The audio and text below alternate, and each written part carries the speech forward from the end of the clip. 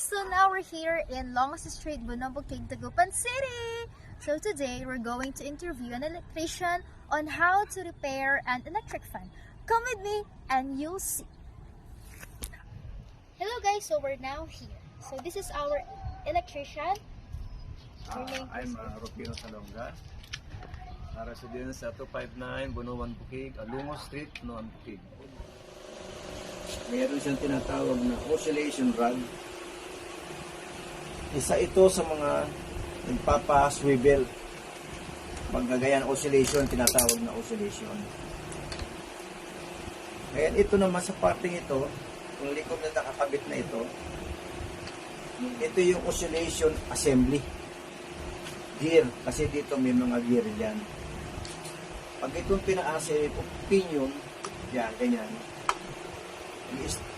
I-stop na siya dyan sa pag-oscillate. Yan. Pag binaba mo yan, ito, pinus mo, saka lang siya mag-oscillate na gano'n. Yan, sa mechanical yan para sa oscillation.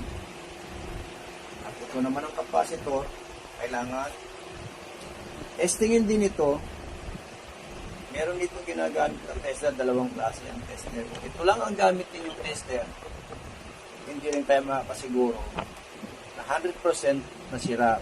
Sa tulong nito, saka meron pang isang klase ng pag-test, isang meter, para makasigurado pa na 100%. Ito ay buo. Kasi nga kanina, may reading yan, pumapalo sa tester, yung kamay niya, yung pointer. Doon natin malalaman yung bakit ang reklamo ng customer ay mahinang tumakbo. Pwede magsimula dito sa capacitor or pwede rin sa rewind, sa winding niya. Ito yung pinaka-winding niya. Pupusan natin ang oscillation niya dito.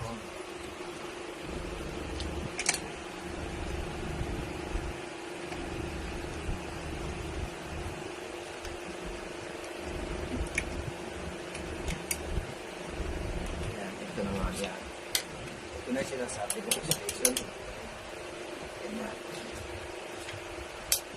Ayan ang pangalawang bubuksan. Itong screw na capacitor.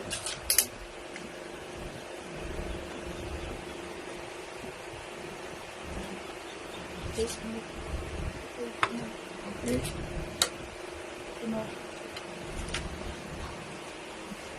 Ngayon, maalisin na natin itong back cover. Ito kasi ang tinatawag na housing, rear case housing yan. Kaya tatanggalin natin ito. Higpit. Isa-isa lahat ito aalisin dahil hindi mo lahat maalis yung housing niya sa likod. Pag-aalisin yung mga tornilyo. Hindi, ito na.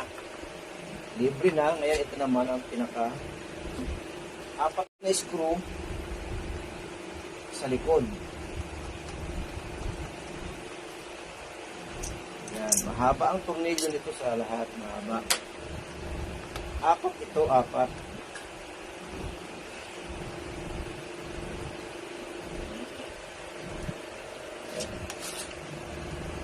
Bago na yung mga tornilyo bilog na.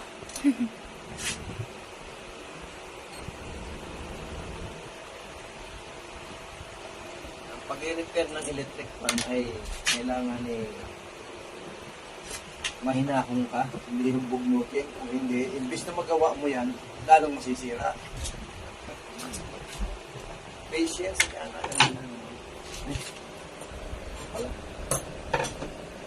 Ngayon, dadako tayo dito sa isang parte na ngayon mahirap buksan. Pag yung ganyan, matigas ka na, matigas.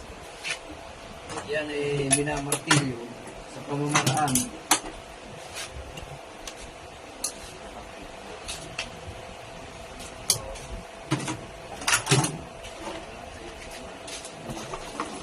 Ilang natin ito dito.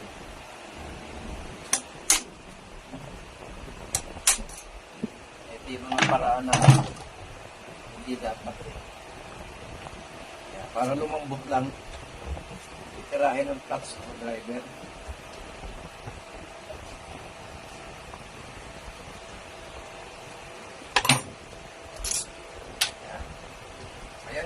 bukas na. Ililibre lang natin yung wire para hindi mahirapan ilabas at hindi matamaan yung pinaka-rewind niya. Dahan-dahan lang. Ayan. Ito na yung motor niya, rewind. Ito ang brand dito ay Camel, original pa siya. Mananatili ang pagkaka-original nito, hindi masisira kung aalagaan. Ang pag-aalaga niya, kung maaari, every 3 months, maglalamis tayo. Lalagyan ng lamis dito yan.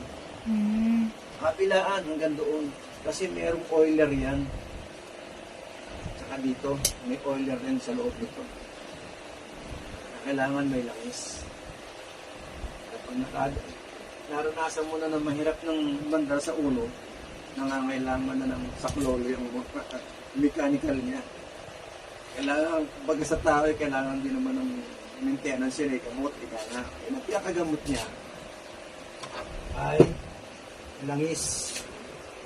Tuti ang ginagamit ko rito. Yung iba, langis ang ginagamit nila. Di basta-basta. Pinag-aralan ko na ito, mapayalan pa. Yan ang gamit. Kaya ito, sarili kong gamit, may 10 years na ito na hindi pa nasisira. Kaya ayan o, ang shafting kasi, ito, shafting nito, makinis pa siya, puting-puti o. Hindi katulad ng mga iba, ayan, katulad nito, tinatamaan niya, gas-gas na ron, gas-gas na dito. Nagkakaroon ng liig.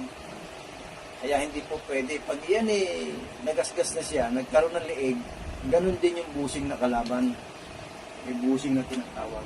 Bushing. Ang bushing na tinatawag ay shafting. Finish yan. Oh. Grinded finish yan, parang salamin yan. Hindi po pwede magaspang. Ayan.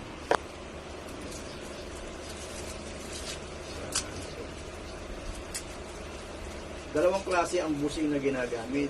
Yung may tenga, saka itong bilog.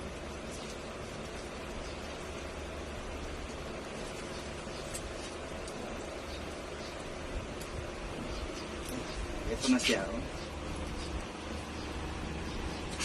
Yan, klase. Bilog yan. Oh. Ang magkalabay niya sa itong bushing saka ito. Yan. Nakabit yan dito. Andito siya sa loob.